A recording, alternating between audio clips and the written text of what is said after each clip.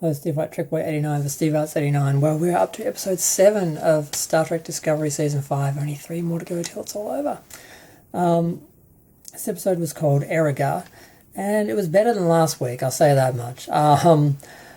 Basically, we have the Breen trying to capture Luck and Mal, but unfortunately for them, Nan, Miss Yum Yum, gets there first. And yeah, she's in a really interesting starship design. For the most part, I found the designs on Discovery to be decent, but this one just kind of looks like a big pancake with some nacelles just sort of trying to tag along. Okay, so they end up being beamed into sick bay because Luck is still suffering from the wound he got prior, and Culber is trying to deal with him because they don't know a lot about the Breen's biology or anything, but he does lower the temperature and try to make him comfortable and so forth. We do find out that Luck has a direct link to the Breen Emperor or someone, so they need him for the next person to take control of the Breen Empire. It's just a lot of politicking, which just wasn't that interesting, goes over my head. But we find out that Rainier was his race, the Kelleran.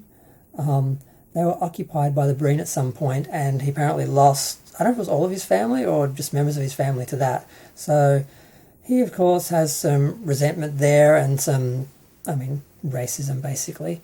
And, it's not really Starfleet crew members are better than that. So the idea that he's just walking around being a racist kind of irks me, especially since, what is he, from the 31st century now? So they should be even more evolved than, Picard and his. So that's, and I know people say, well, what about the guy in Balance of Terror and stuff like that? And I'm like, yeah, no.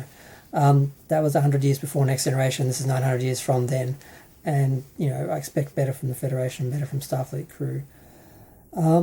They find with the last puzzle piece that the card thing that they've got is like a library card to this magical library that exists in space that apparently is run by the Beta Z or something, and Jet Reno knows something about it, so they go and try and get information out of her about that, but it seems to move around different places, places like the Briar Patch or the Badlands, like they seem to be hiding it in places like they're protecting it. I'm like, well, what's the point in protecting it if no one can easily access it? I'm just a bit confused there. I'm having trouble focusing on these episodes, honestly, because I just don't care anymore because it's over. It's like I'm not looking for reasons to justify fighting against this show and criticizing this show because it's already over, it's done, and